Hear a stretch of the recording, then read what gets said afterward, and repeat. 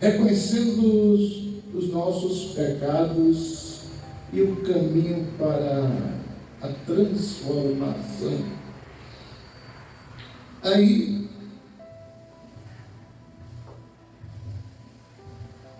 o versículo base para essa reflexão, você vai encontrar em Romanos capítulo 3, no verso 23, é o versículo mais conhecido desse capítulo.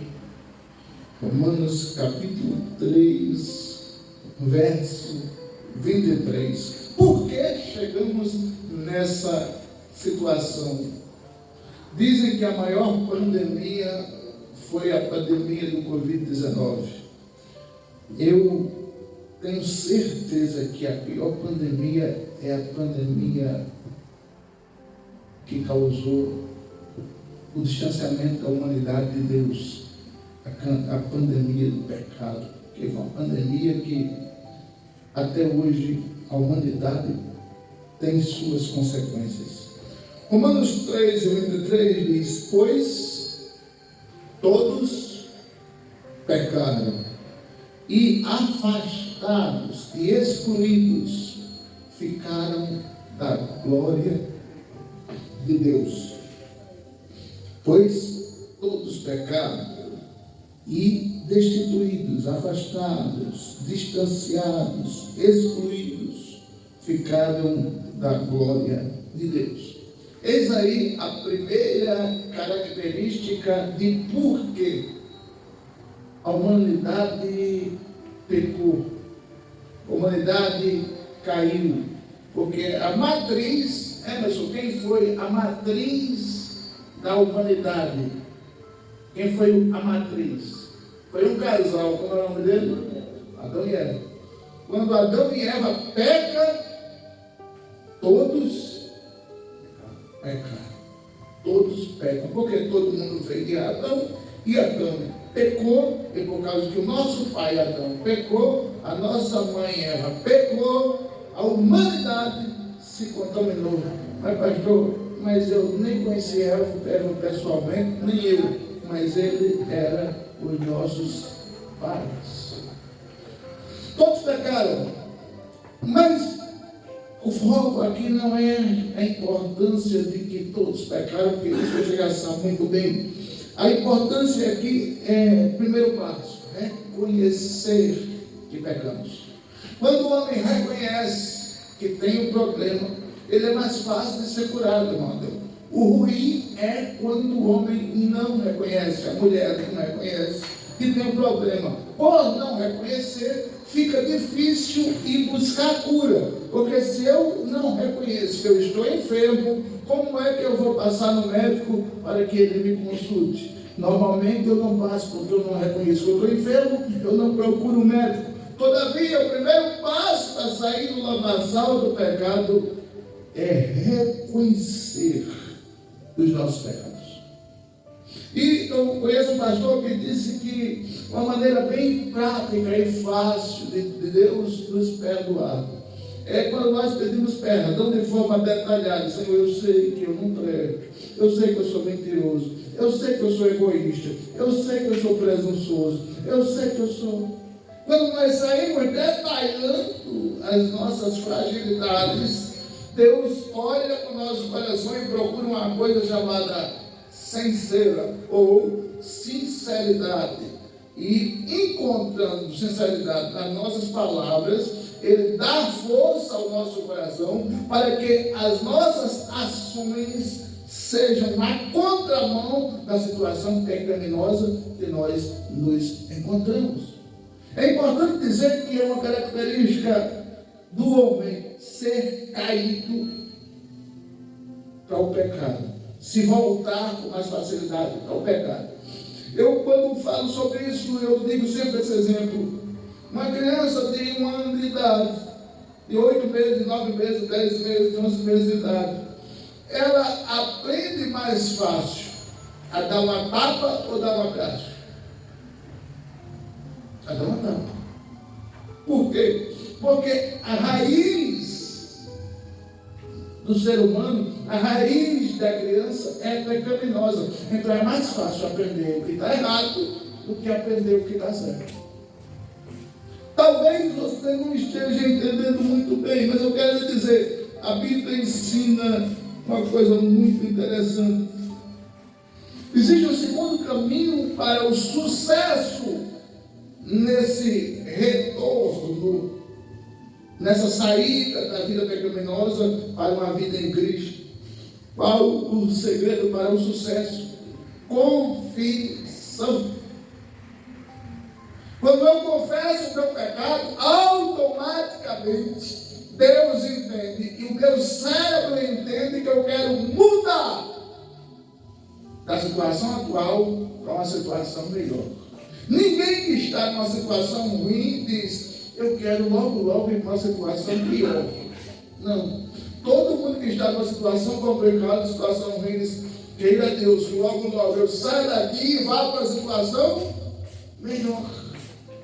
Automaticamente, quando o ser humano entende a situação que ele se encontra, pecaminosa, calamitosa, lamacenta, ele automaticamente confessa os pecados, e a palavra de Deus diz na carta de Paulo, na terceira carta, na quarta carta de Paulo, ele é fiel, 1 João, ele é fiel e justo para nos perdoar e nos purificar de quase todas as injustiças. Isso. De todas. Ele é fiel, mas se nós confessarmos, nós temos um hábito natural de confessar os nossos pecados com o pensamento. Deus está ouvindo o meu pensamento, Ele está vendo que eu estou me arrependendo aqui.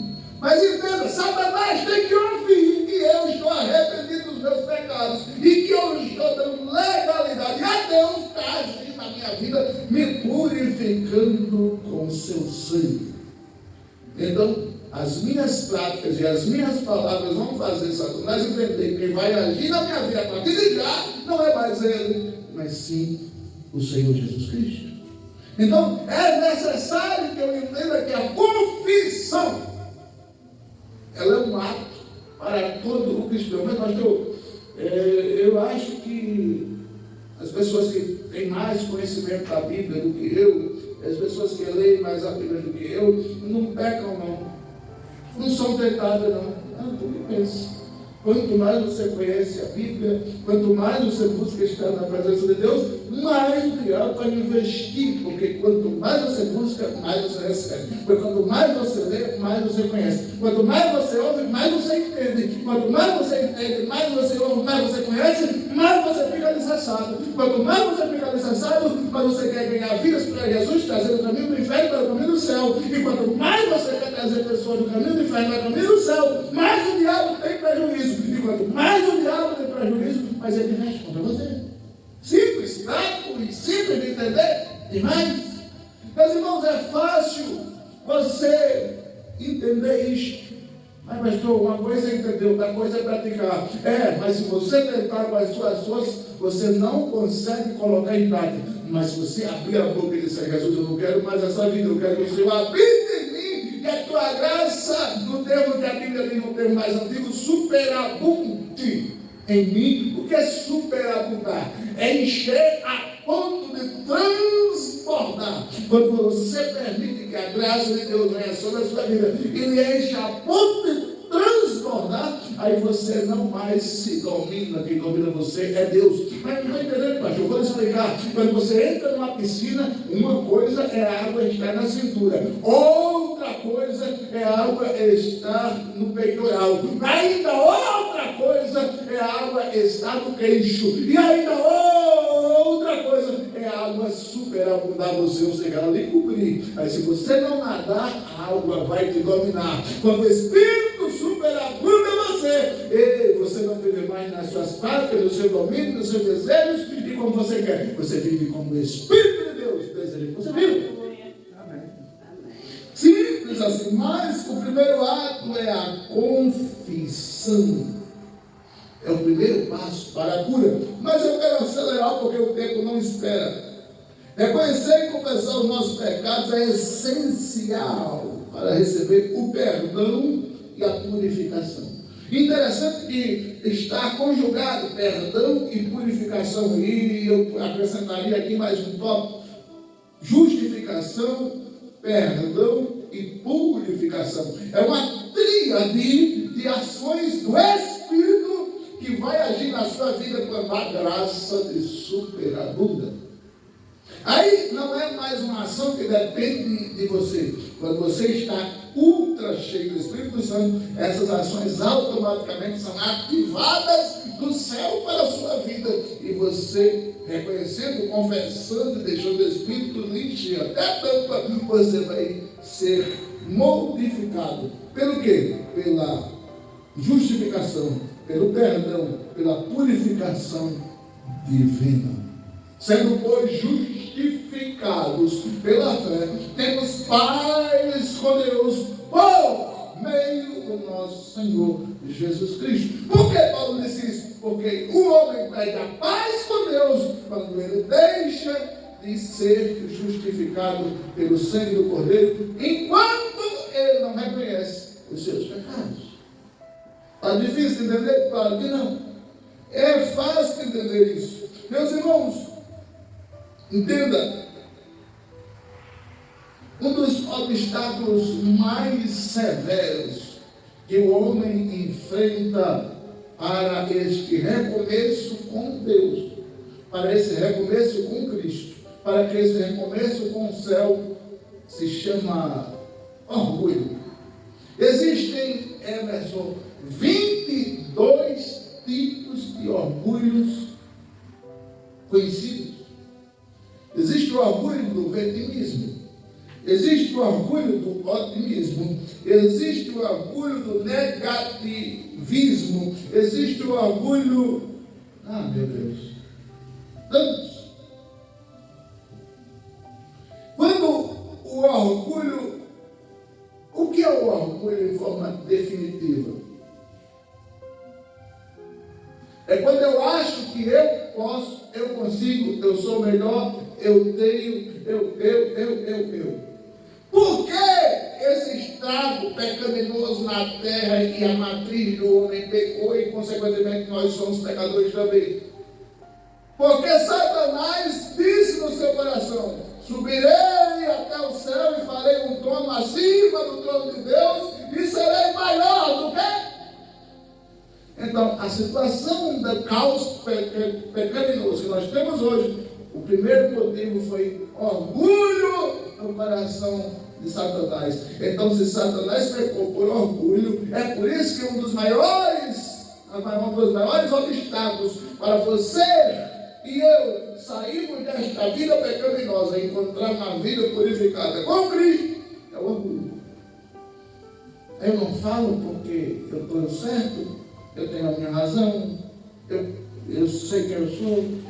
Entenda, o orgulho destrói, corrói, derruba, mata, e por causa disto, muitas pessoas estão indo na contramão do caminho do céu. E a contramão do caminho do céu é o caminho do inferno. Meus irmãos, tenhamos nós cuidado com o orgulho, porque ele é perverso, miserável, e quando se apregna, só a graça, a misericórdia e o reconhecimento profundo dessa maledicência que acompanha a humanidade é que vai fazer com que nós nos reencontremos com o caminho do céu, com o caminho de Cristo. Entenda uma coisa. Provérbios capítulo 18, versículo 12. O que é que diz?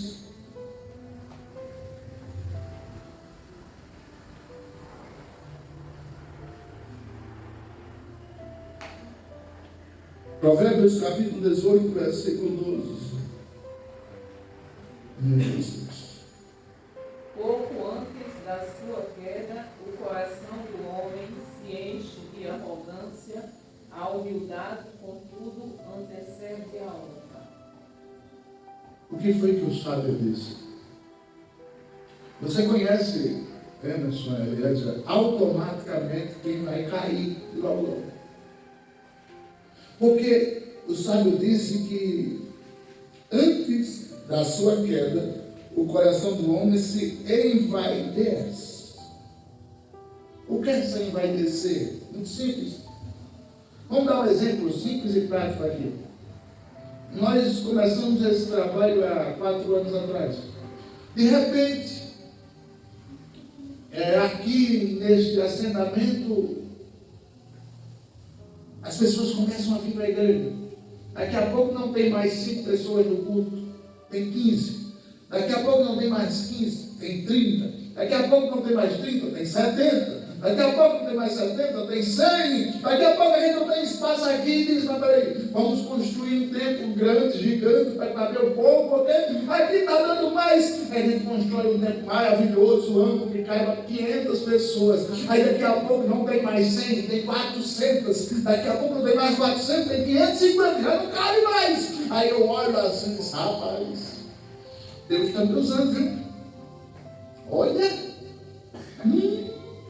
nós estamos ali na escola, com 10 pessoas, agora estamos aqui com 550. Se não fosse eu, o sábio disse que todo mundo que age assim, está bem próximo da queda. Porque ninguém, absolutamente ninguém, consegue nada, absolutamente nada, que lhe aproxime de Deus, que impacte uma geração, uma região, um povo, uma cidade, um estado ou um país, se a graça de Deus não estiver superabundando a sua vida. Absolutamente. Aí o sábio diz, quem faz isso que eu acabei de citar, com certeza está bem próximo da queda. Foi isso que aconteceu no coração de Satanás, aliás. Ele está vendo que o céu pode ficar melhor se eu for o coordenador geral? Está vendo que o céu vai ficar mais brilhante se eu estiver na direção geral do céu e da terra? Está vendo que esses anjos que eu coordeno, se eu consigo fazer isso com esse coral de anjos, imagina se eu estou na coordenação do céu. Vou derrubar Deus do trono dele. Foi a pior babaquice que Satanás fez. Ainda conseguiu enganar 30% dos anjos que caíram junto com ele. Deus não olha para cima, porque acima dele não tem ninguém. Então não sou eu, nem você, nem Satanás que vai ficar acima dele. Meus amados irmãos, ao confessar os nossos pecados, edificamos uns aos outros, fortalecemos-nos na fé. É uma situação que a gente não vê acontecer, mas Paulo já dizia, confessai os vossos pecados uns aos outros. Se eu confesso as minhas fragilidades ao meu irmão, o meu irmão é forte aonde eu sou fraco, e eu sou forte com a ajuda de Deus aonde ele é fraco. E quando nós nos ajudamos uns aos outros, o reino de Deus, a família de Cristo é quem sai ganhando. Mas essa prática nós não temos, e é por isso que nós muitas vezes estamos na igreja, mas cometemos o vício habitual de pecar. Porque não confessamos os pecados. Tiago 5,6 diz, portanto, confesse os pecados uns aos outros e orem uns pelos outros. A gente só ora, mas não confessa. Eu vou falar nada se eu falar. Oxe. Se eu falar, irmão Maria, eu sou bravo. Estou quebrado em emenda. Aí, todavia, porém, meus irmãos, eu estou terminando. Você já deve estar cansado. Uma das características que você está no processo de mudança, ou já mudado, é você testemunhar de forma pessoal como uma ferramenta evangelística.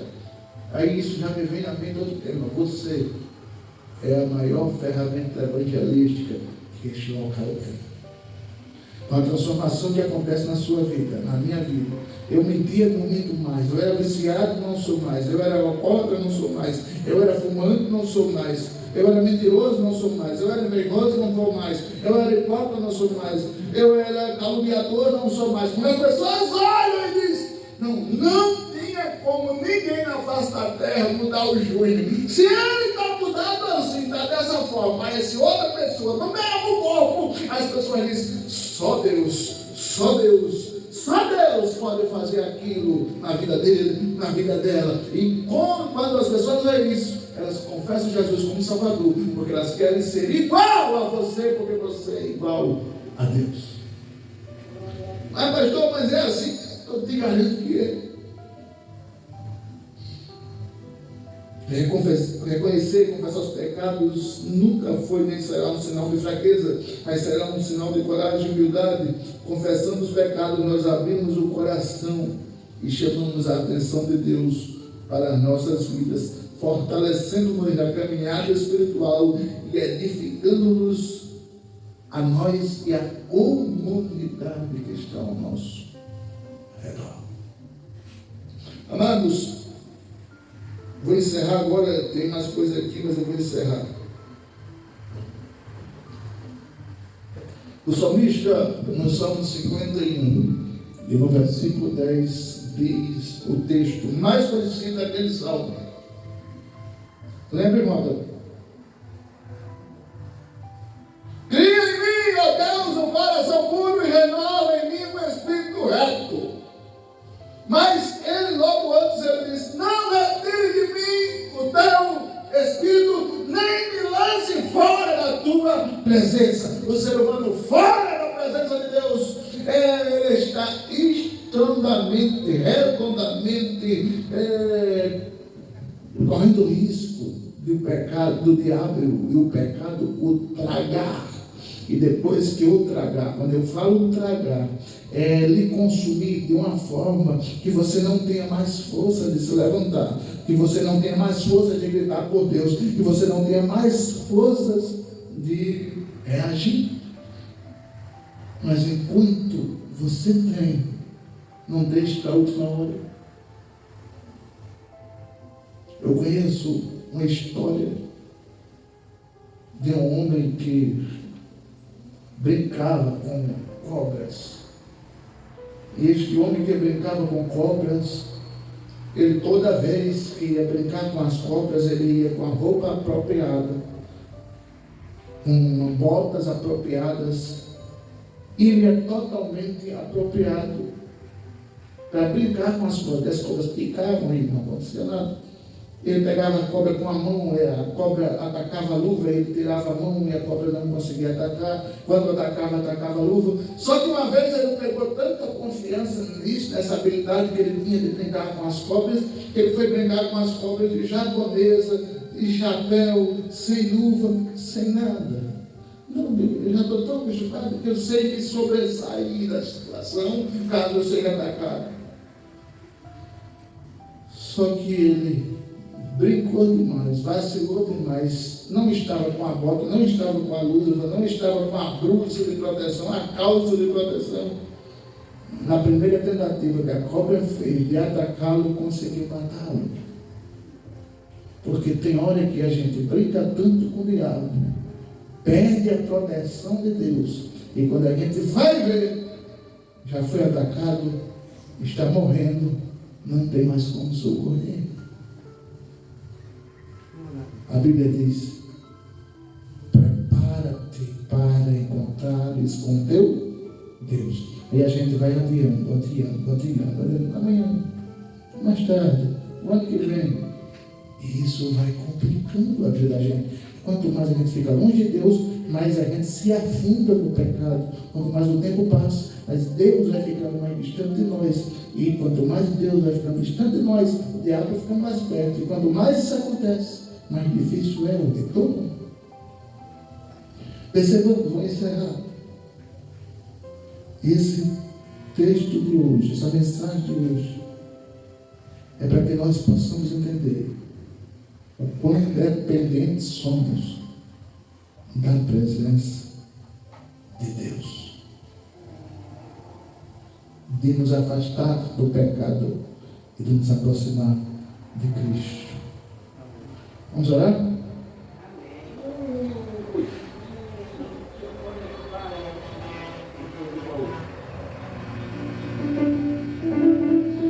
Recebe uma bênção.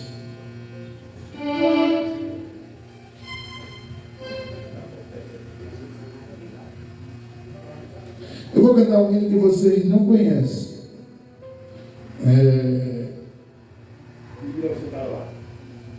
Como?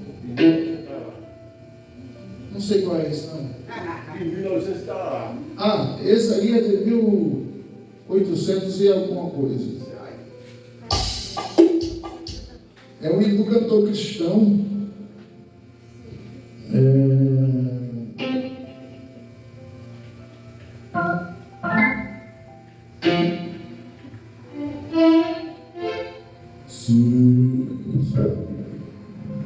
Jesus é bom.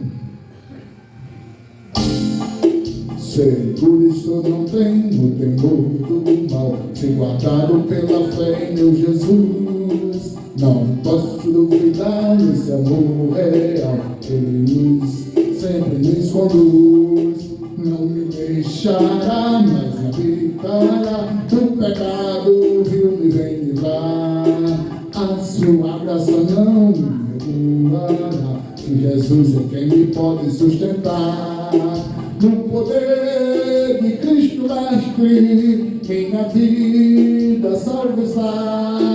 Do perigo que sem graça, Ele poderá livrá-la. Seu poder eterno sempre a superar. Em sua vida não vou causar temor, pois Jesus jamais me abandonará. Eu sigo a voz do meu Salvador, Ele sempre me ajudará. Nunca o deixarei, mas fiel serei. Sigo a Cristo cheio de temor. Da sua graça não me afastarei, pois Jesus é meu único Salvador. No poder de Cristo Mestre, minha vida salva está. Do perigo que se passa, Ele poderá livrá-la. Seu poder eterno sempre a superar. No poder de Cristo Mestre, minha vida salva está. Do perigo que se lança, Ele poderá livrá-la. Teu poder eterno sempre a superar.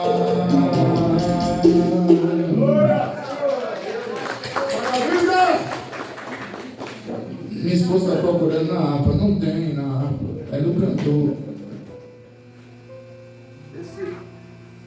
Sem nenhum exagero, esse hino é de 1900, por aí. Eu e ele passou 5 anos na Igreja Batista, 5 anos não, 9 anos.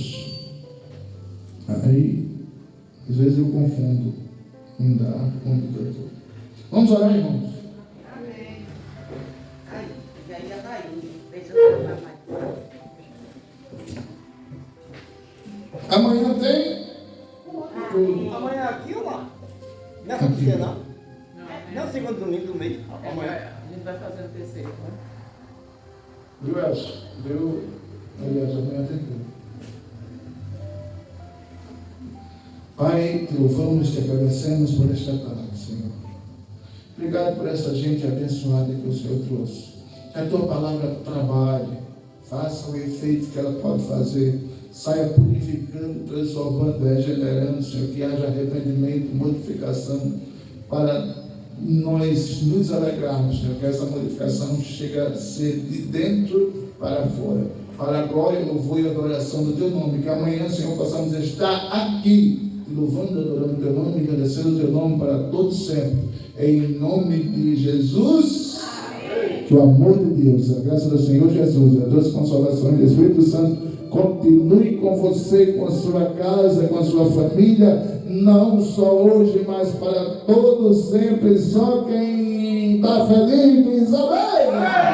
Diz amém.